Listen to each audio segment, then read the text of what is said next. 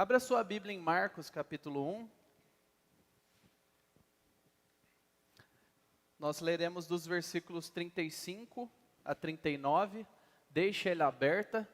É muito importante que você traga a sua Bíblia, se conecte com ela. Leia na versão que você está acostumado a ler. E, inclusive, faça anotações, destaques para o seu estudo posterior. Então, todo mundo aberto e preparado. Agora segura que a gente ainda não vai ler. Nós vamos refletir hoje sobre a missão do rei. Jesus é o rei servo dessa série de Marcos e nós queremos entender hoje sobre a missão dele. Qual é a missão que ele disse que tinha? E eu pergunto para você, você já teve uma missão na qual outras pessoas dependiam de você? Você já sentiu o peso da responsabilidade por si e por outras pessoas? Uma decisão, talvez, demissões, contratações, uma reestruturação, uma viagem familiar. Talvez você teve a responsabilidade de mediar conflitos entre pessoas, e essa é uma missão muito séria. Como foi sua postura diante dessa situação? Talvez você tratou como se fosse algo simples, tranquilo, tirar de letra, ou você teve dificuldade para dormir, ou acordou muito cedo e ficou com isso te pesando. Quando nós temos uma missão e nós entendemos a seriedade dela, nós temos um peso sobre nós, uma responsabilidade. E, como vocês já me conhecem, eu gosto de filmes. E um filme que me vem à mente quando nós falamos sobre missão é Armagedon, 1998, Bruce Willis, Ben Affleck, Liv Tyler. Talvez uma dica para você ver mais tarde. E é um daqueles clássicos filmes de um meteoro está atingindo a Terra. E nós temos essas ondas, né? 20 filmes sobre o meteoro está atingindo a Terra, outros sobre mudança climática. Então faz um tempo que a gente não tem filmes desse tipo. Mas o que é legal desse filme clássico? É que eles escolhem várias pessoas e alguns homens improváveis para a missão. A ideia era viajar até lá e explodir esse meteoro. E nessa missão, um dos personagens, que o Bruce Willis interpreta, ele é um perfurador que encontra petróleo ao redor do mundo. E ele é o especialista. E ele tem o seu braço direito, que é meio rebelde, e está namorando a filha dele a contragosto. E eles têm uma relação meio cheia de atritos ali, e ambos vão para o espaço. E aí eu vou ter que te contar, né, o desfecho do filme, porque ele é de 98, né, então. E eles vão para o espaço, um monte de coisa dá errado, como todo filme, né, de missão espacial, só que chega um momento que a coisa deu muito errado. E alguém vai ter que ficar para trás para acionar o detonador manualmente. E eles tiram no palitinho, é um hábito, né, do pessoal americano, tira lá no palitinho, quem ficar com o menor é o escolhido. E o genro é quem fica. E todo mundo fica aliviado em termos, e o Bruce Willis fecha o rosto, ele contrai, dá para perceber a boa interpretação dele, ele avaliando várias questões, e ele fala, eu vou com ele até lá embaixo para me despedir. E é um silêncio mortal. E quando ele chega lá embaixo, ele puxa o canudo de ar que sustentava ali a vida desse seu genro, e ele joga ele para dentro do elevador e fala, não, quem vai ficar sou eu. E aí acontece toda aquela emoção e tal, mas uma frase belíssima que acontece nesse diálogo intenso é que o Bruce Willis diz assim, eu te amo, garoto, adeus, filho. Aí todo mundo já arrepia, né, nessa hora. E o que ele está fazendo ali? Ele está salvando o namorado da sua filha? Não. Ele está entregando a vida dele por todo um planeta, mas ele está entregando a vida dele por alguém que ele ama. Um homem com uma missão se sacrifica por aqueles que ama. E hoje é a sexta mensagem da série no Evangelho de Marcos, o Rei Servo, e meditaremos sobre a missão do Rei, sobre a missão de Jesus, o nosso Rei. E nós veremos que, por meio da oração, Jesus Cristo se mantinha totalmente comprometido com a pregação do Evangelho aos pecadores e nos convoca a viver como Ele. Então agora sim, cientes dessa convocação, leiamos com fé, leiamos com desejo de que Deus fale conosco e nos instrua, Marcos 1, de 35 a 39. Diz assim a palavra de Deus. Tendo se levantado de madrugada, quando ainda estava escuro, Jesus saiu e foi para um lugar deserto, e ali orava. Simão e os que estavam com ele procuraram Jesus por toda parte. Quando o encontraram, lhe disseram: todos estão à sua procura. Jesus, porém, lhes disse: vamos a outros lugares, aos povoados vizinhos, a fim de que eu pregue também ali, pois foi para isto que eu vim. Então ele foi por toda a Galileia, pregando nas sinagogas deles e expulsando os demônios. Feche seus olhos, vamos orar. Senhor, nós estamos diante da Tua palavra lida, estamos diante do Senhor. Nós participamos da ceia do Senhor, relembramos o Teu sacrifício, nós somos nutridos pelo Teu Espírito aqui em comunhão, e agora pedimos que o Senhor fale conosco, ó Deus. Que o Senhor elimine os empecilhos que estão em nós, e aqueles que desafiam a nossa concentração. Limpe os nossos olhos e ouvidos para ouvir a Tua voz.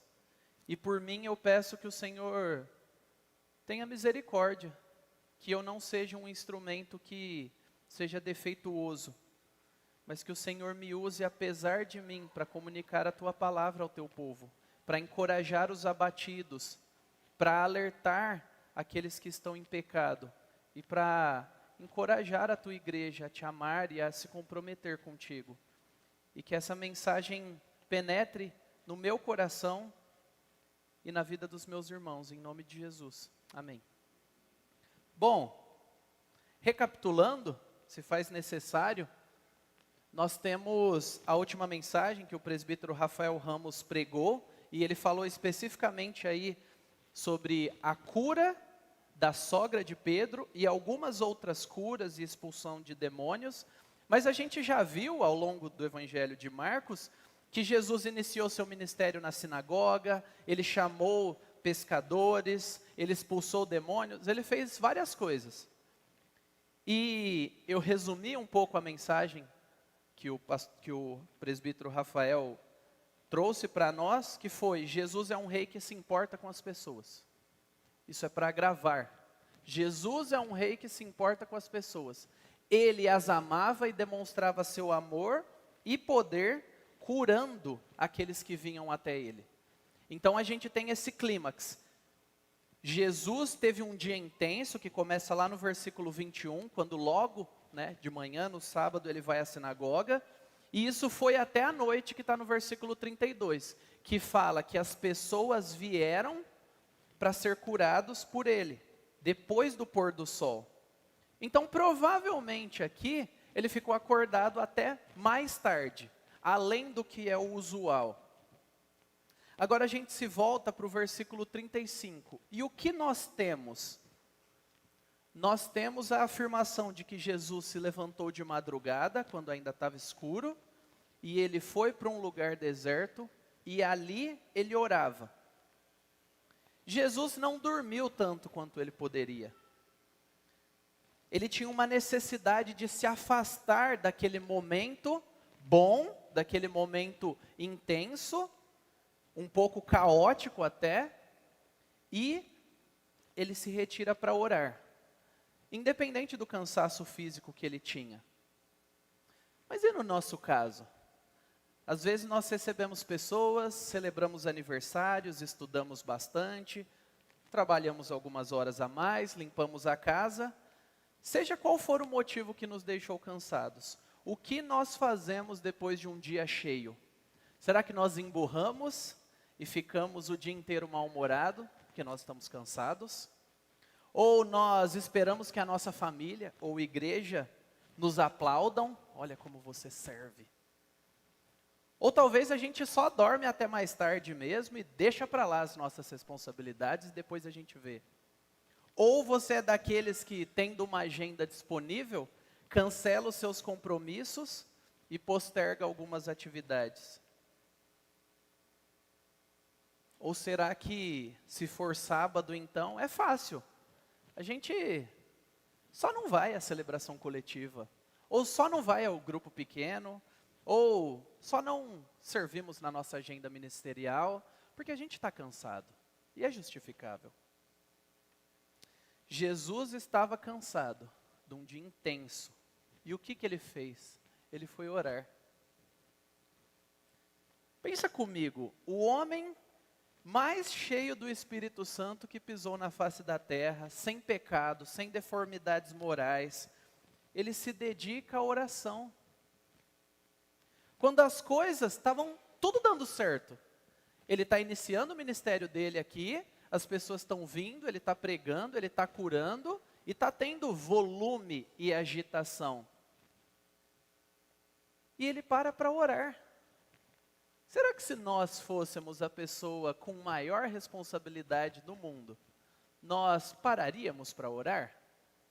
Ou nós temos responsabilidades demais para perdermos tempo orando? Jesus é o rei que ora. E o tempo verbal no grego aqui, ali orava, ele estava orando um bom tempo. Ele não parou, orou 2 minutos, levantou e falou, tá bom, vamos embora.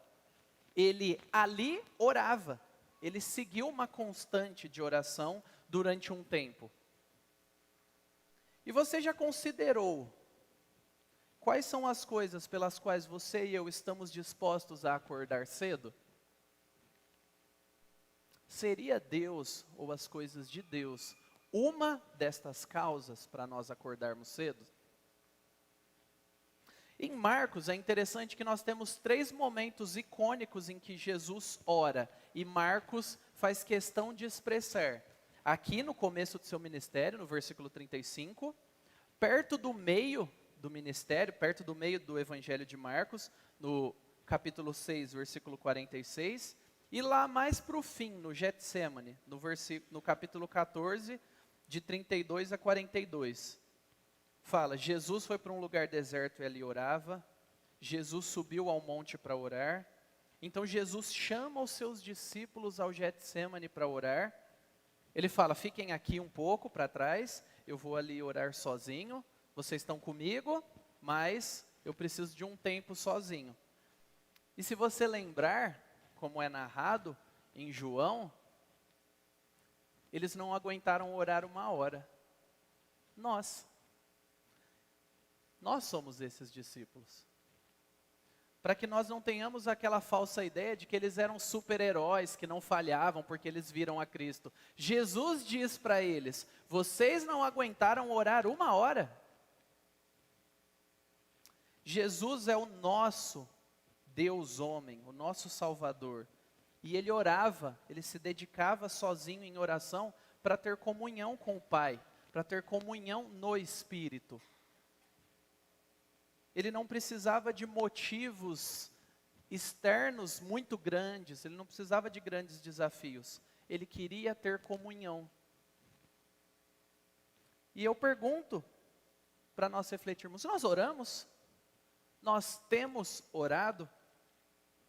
E a frase do J.C. Ryle aí, não tão curta, mas extremamente diagnóstica, e aqui a gente está falando da virada do século de 1800 para 1900. E olha a reflexão.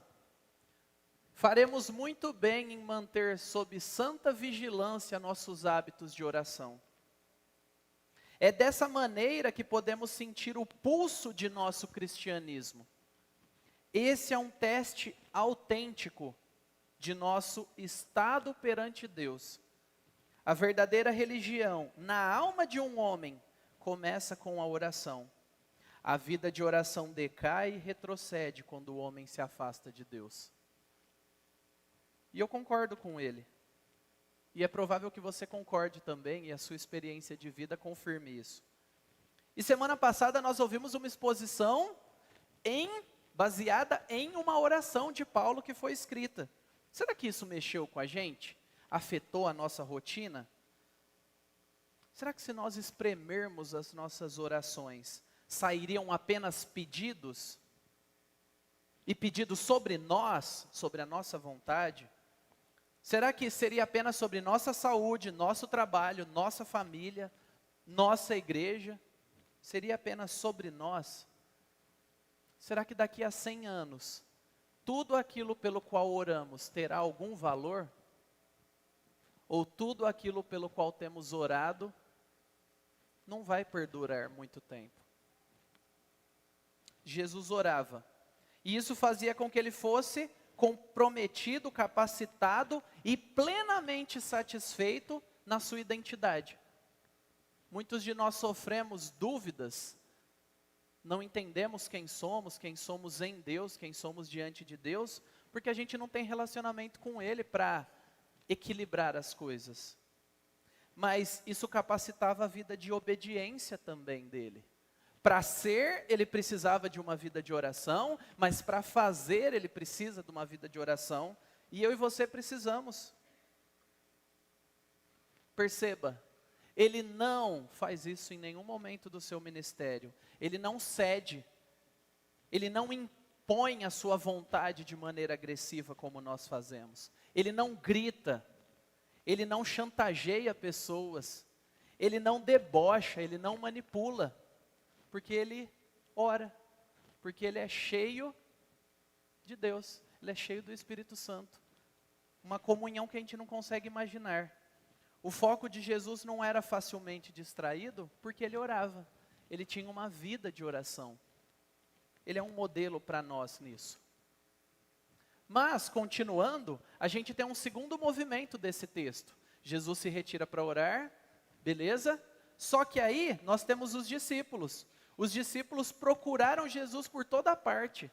Isso aqui comunica uma ideia de perseguição. Eles caçaram Jesus. E quando o encontraram, eles cobram Jesus. Todos estão à sua procura. Se coloca no lugar de Pedro. Imagina, é que a gente mora muito em apartamento hoje, mas se coloca no lugar de Pedro, milhares de pessoas na porta da sua casa, sábado à noite, todo mundo dorme, cansado, Jesus está lá, a coisa está acontecendo. Aí, Jesus acorda cedo, ninguém sabe, eles acordam mais tarde, ué, cadê Jesus? Porque gente tem. Imagina o sentimento dele. Talvez amigos dele estavam naquele movimento. Pessoas que ele queria que fossem curadas. E aí o que ele faz? Ele vai atrás de Jesus. Ele vai atrás da solução. Do nada Jesus some. Eles tiveram essa experiência profunda e agora Jesus sumiu. Eles achavam muito provavelmente que o pontapé do Messias derrubando Roma seria por ali mesmo. Vamos começar aqui em Cafarnaum, é uma vilinha distante, quando a gente chegar em Jerusalém já tem bastante gente. Mas Jesus tinha outros planos. Temos um Deus imprevisível, não é mesmo? Pensa na sua história. Após encontrarem Jesus, eles censuram Jesus. É mais ou menos como se fosse assim. E você sabe do que eu estou falando. Que absurdo é esse? O Senhor está aí, orando, enquanto a gente tem coisa para fazer aqui? Às vezes o nosso sentimento é esse, né? O Senhor está me colocando para esperar quando tem coisa para fazer. E entenda, curar e pregar o Evangelho era algo legítimo. Mas Jesus tem a visão do todo. E eu não sei você, mas quando eu vejo a audácia desses discípulos, eu me identifico. É muito a minha cara. Eu acredito que é muito a sua cara também. Ou será que só eu tenho muitos bons conselhos para dar para Deus? Às vezes as nossas orações soam assim: ó Deus, eu tenho uma dica. Se o Senhor fizer desse jeito, vai dar certinho. E é vergonhoso se dar conta de que nós estamos muitas vezes nessa situação, com a nossa pretensa sabedoria. Eles tinham uma visão limitada sobre si, tinham uma visão limitada sobre Jesus e sobre a missão de Jesus. E a resposta de Jesus não é nem para a própria pergunta. Ele não se justificou, ele não pediu desculpas. Ele sabia para que veio, e ele veio para pregar o evangelho para um grande número de pessoas. Ele não ia ficar focado só em Cafarnaum. Você já ficou tão convicto de alguma coisa relacionada a Deus, a você ou à igreja, que você estava disposto a cobrar Deus, a brigar com os outros, a impor a sua vontade de qualquer jeito? Muitos dos nossos problemas acontecem por isso, porque alguém está tão convicto de entender Deus que passa por cima de todo o resto. Mas nós somos uma comunidade. Deus se revela a nós e a sua vontade no corpo, o corpo de Cristo. Ninguém detém o monopólio do Espírito Santo. Nem a equipe pastoral dessa igreja tem essa audácia. Nós buscamos a Deus, nós oramos e nós entendemos que o Espírito está nutrindo a igreja. Se nós nos envolvermos com Jesus, na missão que Ele tem, muito provavelmente nós vamos ter pouca energia para ficar desperdiçando com construir o nosso próprio reino com o rótulo de igreja. A nossa própria vontade, o nosso próprio ministério, o nosso próprio jeito ou a nossa cara. Nós temos um rei missionário, ele está em missão, ele está indo. E nós não estamos construindo impérios, nós estamos seguindo ele. É o que discípulos fazem. E nós entramos no terceiro movimento do texto, que Jesus ora, Jesus fala e Jesus faz. E ele foi por toda a Galileia pregando nas sinagogas e expulsando os demônios. Jesus se mobiliza no cumprimento da sua missão. Ele não apenas falou sobre fazer, ele fez. Ele não era um homem de discurso, ele é o Deus missionário. E a gente vê isso ao longo de toda a Bíblia. Nós vemos a missão como algo que parte de Deus. E nós, como igreja, povo de Deus, nós recebemos isso e continuamos. Não é ideia nossa, não é projeto nosso, não é interesse nosso em primeiro lugar. Nós vemos Deus chamando Abraão. Deus chama Abrão, antes de ser Abraão, saia da tua terra. Sai de perto dos seus parentes e vai para onde eu lhe mostrarei. Farei de você uma grande nação e o abençoarei.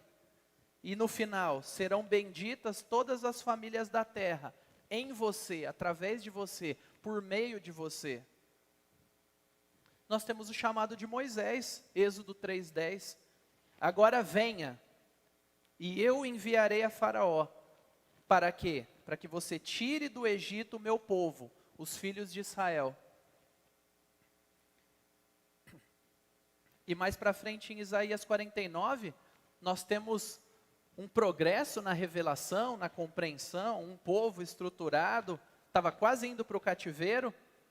E olha que impactante isso, olha como é mais ampla essa visão, no versículo 3. Você é meu servo, você é Israel, por meio de quem hei de ser glorificado. E depois ele diz: farei também com que você seja uma luz para os gentios, para que você seja a minha salvação até os confins da terra. É um prenúncio do que Deus faria, da abrangência do propósito dele. E o plano de Deus era alcançar pessoas. Isso começou em Gênesis 12, lá com Abraão, e nós vivemos isso hoje. Nós somos aquele povo, aqueles gentios, como nós vimos nas últimas mensagens de Efésios, aquele povo que não era povo, aquele povo que não tinha esperança. Jesus vem cumprir esse propósito, ele vem cumprir a missão. E ele tem um planejamento. Ele vai e começa pelas sinagogas, como diz em Mateus 10:6, começando pelas ovelhas perdidas da casa de Israel. E a gente precisa lembrar, a Galileia aqui, gente, não era um lugar chique, não era o centro religioso. Era a Galileia dos gentios, do povo misturado. Era um caminho, as pessoas cruzavam por ali. Então a moda estava rolando por lá, inclusive os misticismos. Era um local de miscigenação. E Jesus começa seu ministério por ali. Ele quer pregar para aquele povo. E ele quer manifestar o seu poder, expulsando demônios. O nosso Deus, o nosso Salvador, ele é um missionário. Ele vai atrás das pessoas a custo próprio. Nós podemos nos chamar de povo de Deus quando nós pensamos sobre nós nesses termos? Nós vamos atrás das pessoas? Nós temos uma missão. Nós precisamos pensar nisso. Agora, quais ensinos nós podemos tirar do texto? O valor da oração, esse fica bem claro. E o Catecismo Nova Cidade, ele diz assim: oração é derramar nossos corações a Deus em louvor, petição, confissão de pecados e ação de graças. É o resumo mais completo que eu achei na minha pesquisa. Aqui não está apenas petição, aqui não está apenas gratidão. É uma dieta, são vários elementos. E John Piper, comentando essa frase, ele dá uma orientação prática. Eu quero dar uma orientação prática, para que nós possamos ter da onde partir. Primeiro, continuamente, nos momentos de oração, confesse a necessidade ao Senhor. Senhor, eu preciso de Ti. Eu sou pecador, eu sou fraco, eu sou confuso. Eu não tenho tudo o que eu preciso. Eu preciso do Senhor. Segundo, clame em petição. Porque eu não sou tudo isso, me ajuda. Eu preciso de ajuda. Eu preciso de ajuda para o meu corpo, para a minha mente. Eu preciso de ajuda nos meus relacionamentos. Eu não tenho todos os recursos. Terceiro, aproprie-se das promessas de Deus com confiança e louvor, por Ele cumpri-las. Ele prometeu, nunca te deixarei. Ele prometeu, aquele que vier a mim de modo nenhum lançarei fora. Ele não prometeu que todo mundo seria milionário antes dos 30, mas ele prometeu a sua presença. Então, quando ele ajuda, expresse isso e diga obrigado. Às vezes a gente tem dificuldade de falar obrigado para Deus. A gente cria um vocabulário meio doido, né, para oração. Ó, excelentíssimo Senhor. A gente não consegue falar, Deus, obrigado. Eu precisava, o Senhor me ajudou. Obrigado. E basta. E simples. Esses são o ritmo e o fôlego da vida cristã. Eu e você precisamos respirar. A oração é esse meio que Deus nos deu. É difícil obedecer a Deus quando a gente está desconectado e não está obedecendo e não está se relacionando com Ele. A obediência fica seca, fica árida, fica externa. É difícil amá-lo acima de todas as coisas quando a gente não o conhece, quando a gente não se relaciona com Ele. Nós temos acesso a tudo isso pela oração. A palavra nos ensina e a oração estabelece esse relacionamento. Nós respondemos a Deus. Que nós oremos. Que nós não desistamos de orar. A derrota só existe quando a gente desiste. Que a gente não desista de orar. Mas existe um outro elemento que é importante, eu estava pensando se colocaria ou não, mas eu acho importante para nós como igreja, hoje, nesse momento em que vivemos, lembrar o foco verdadeiro da missão.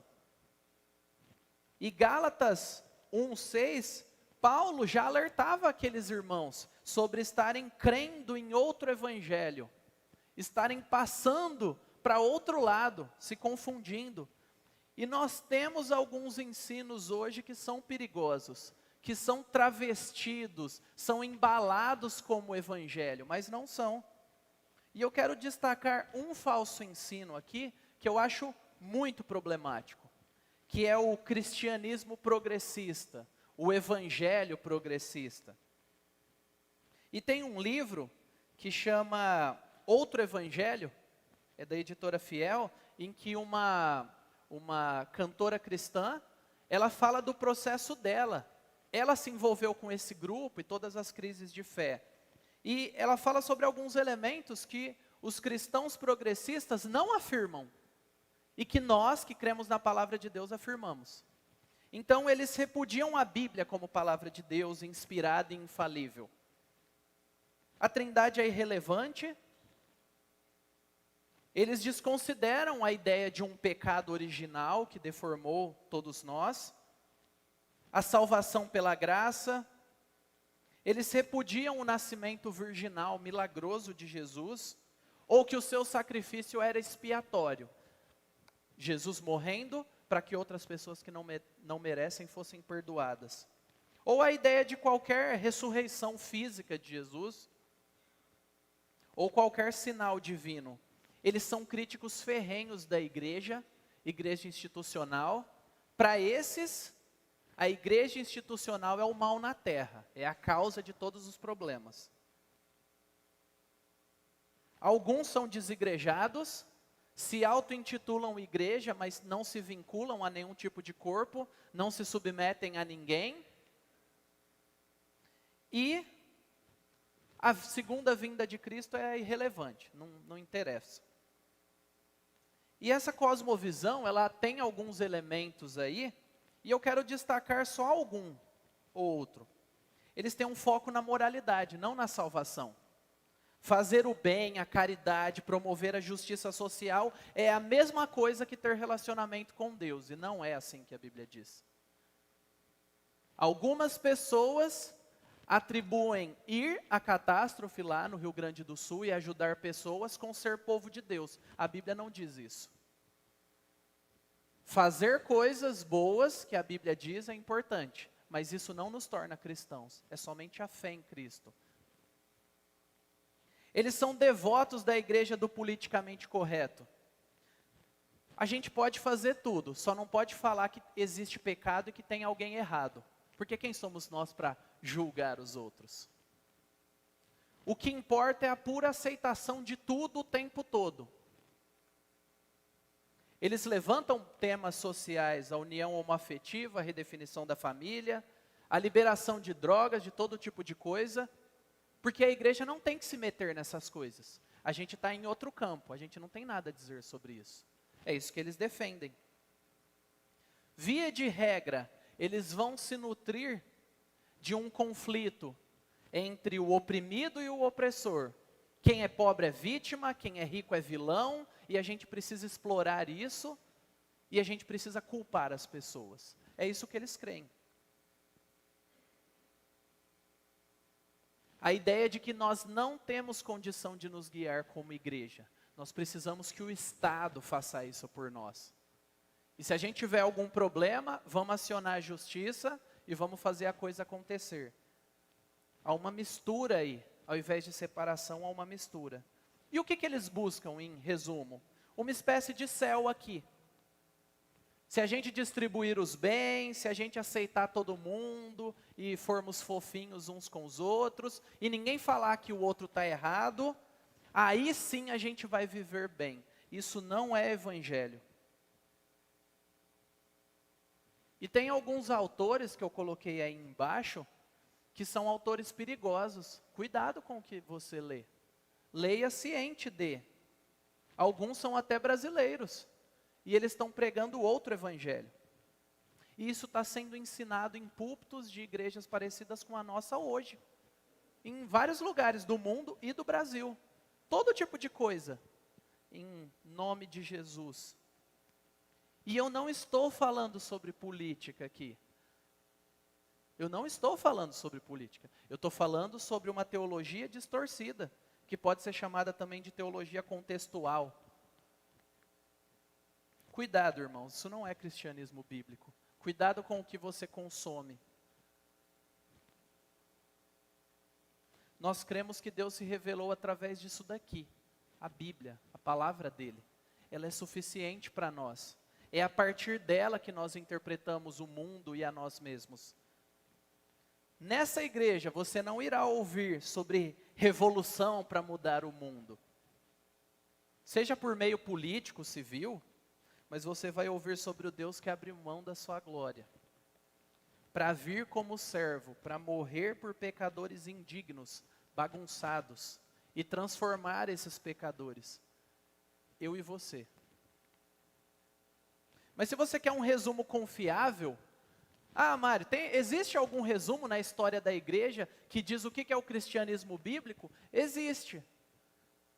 Esse daí, ele é biblicamente embasado, mas ele é um critério muito interessante para pensar no que nós cremos como igreja que se diz cristã. É o credo apostólico. Isso não é uma reza, isso é um documento para nós. Ele veio, foi criado com o objetivo de sintetizar, assim como nós temos visão, missão. Creio em Deus Pai Todo-Poderoso, Criador do céu e da terra. Creio em Jesus Cristo, seu único Filho, nosso Senhor, o qual foi concebido por obra do Espírito Santo, nasceu da Virgem Maria, padeceu sob o poder de Pôncio Pilatos, foi crucificado, morto e sepultado. Ressurgiu dos mortos ao terceiro dia, subiu ao céu e está sentado à direita de Deus Pai Todo-Poderoso, donde há de vir para julgar os vivos e os mortos. Creio no Espírito Santo, na Santa Igreja Universal, na comunhão dos santos, na remissão dos pecados, na ressurreição do corpo, na vida eterna. Amém? É isso que nós cremos. A gente crê em outras coisas além disso, mas esse é um resumo útil para nós. E se você é um visitante, é um convidado, ou está assistindo a gente, e você ficou confuso, você fala, não, eu achei que igreja era um lugar para a gente se sentir bem, é um lugar que as pessoas falam coisas boas, né? Ninguém vai me incomodar. Você precisa entender que a mensagem que nós pregamos é a que está em Marcos 1,15. Arrependam-se e creiam no Evangelho. É a mesma mensagem de Jesus. É isso que nós pregamos. Deus nos criou com privilégios, nós nos rebelamos.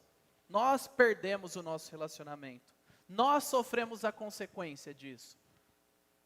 O pecado trouxe consequência. E o que nós fizemos? Demos o nosso jeitinho. Criamos religiões à nossa imagem e semelhança. Para descobrir o quê? Que elas não funcionam no dia do sofrimento. Para descobrir que elas não são suficientes para ligar nós, pecadores, com Deus. E o que Deus fez?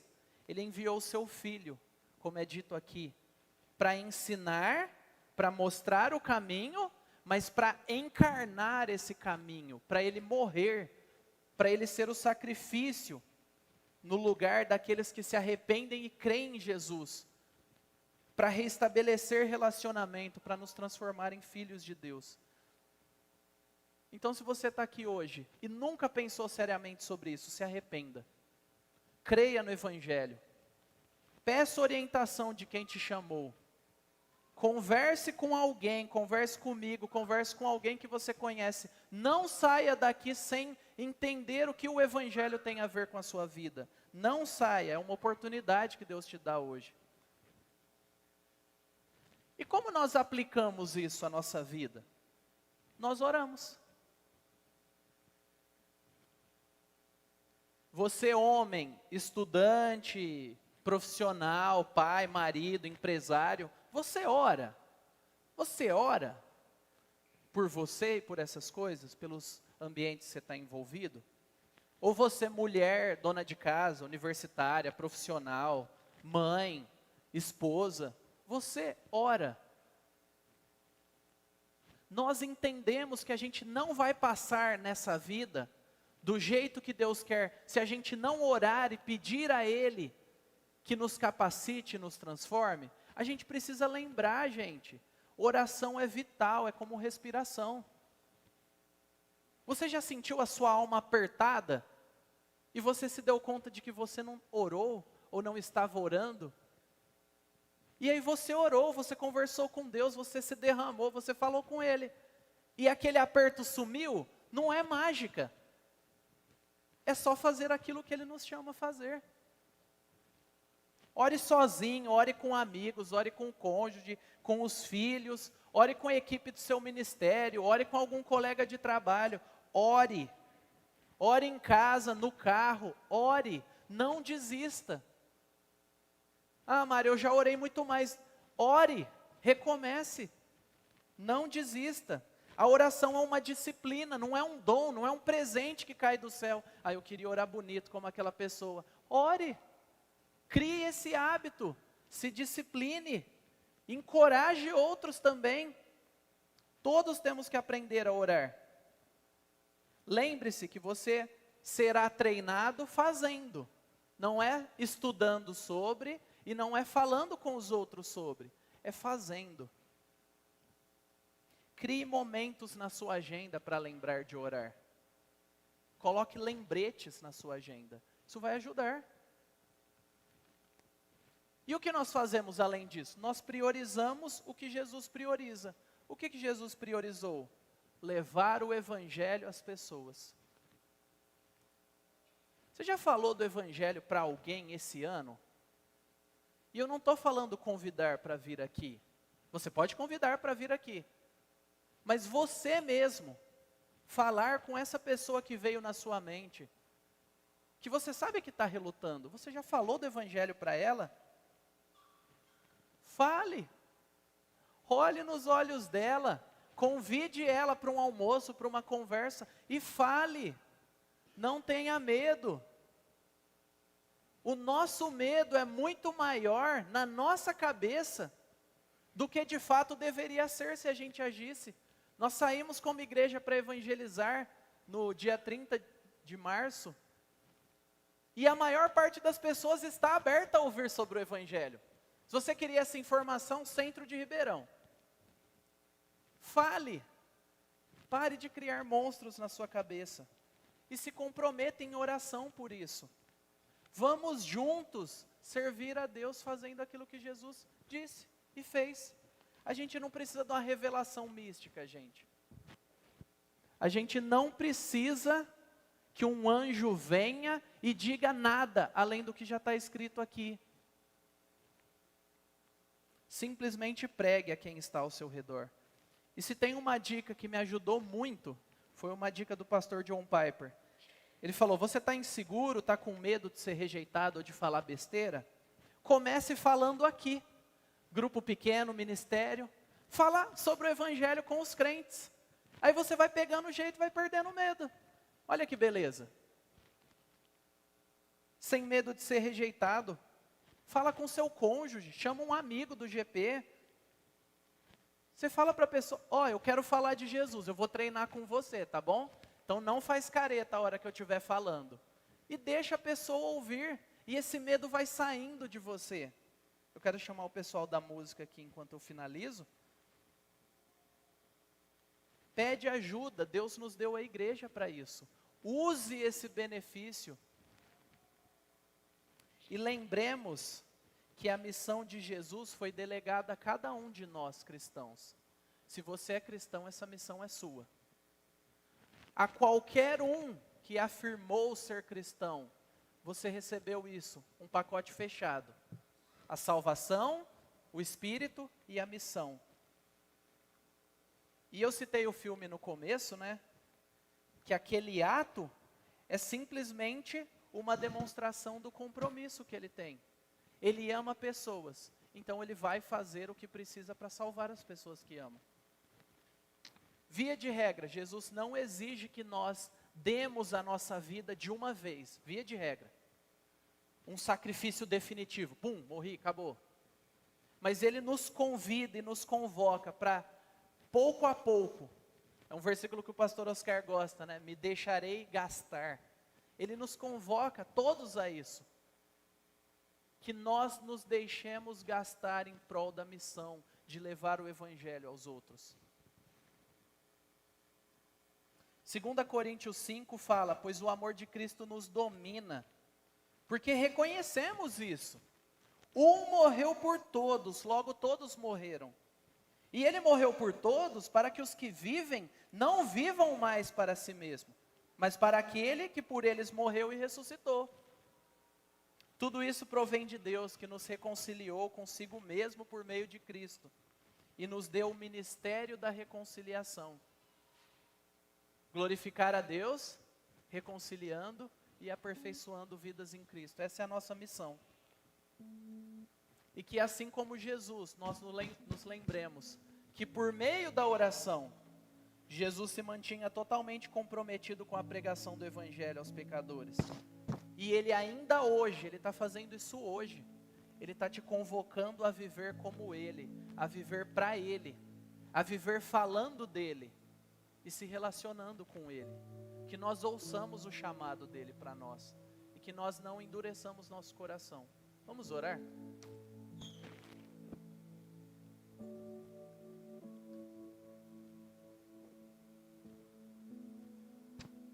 Senhor, em nome de Jesus, nós pedimos a Ti que o Senhor nos conceda graça, que o Senhor jogue luz sobre as nossas mentes e corações, para que nós possamos reconhecer os nossos pecados e nos arrepender. Ó Deus, tantas coisas nos distraem, e nós não percebemos que essas coisas não só nos distraem, mas elas nos destroem.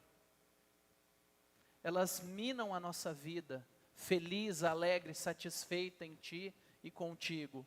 Nos ajude a colocar as coisas no seu devido lugar. Nos ajude a priorizar uma vida de oração. Nós precisamos, Senhor, nos ajude. Coloque pessoas que nos encorajem aqui, ó Deus. Nos conecte com o Teu povo e nos ensina a orar, ó Espírito Santo. E que nós oremos e nos fortaleçamos em Ti, para que a nossa boca fale do Teu Evangelho, para que o nosso coração nos faça querer falar do Evangelho, porque nutridos do Senhor nós quereremos. Senhor, eu peço para que nós sejamos cada dia mais fiéis, cada dia mais frutíferos, e assim de fato seremos felizes em Ti. Que a nossa igreja seja marcada como uma igreja que ora e que não desiste de orar. E que também seja marcada como uma igreja que reconhece o Evangelho e que comunica ele e que não desiste de pregá-lo. Muito obrigado, ó Deus, por ser parte do Teu povo e por não vivermos sozinhos essa missão. Em nome de Jesus. Amém.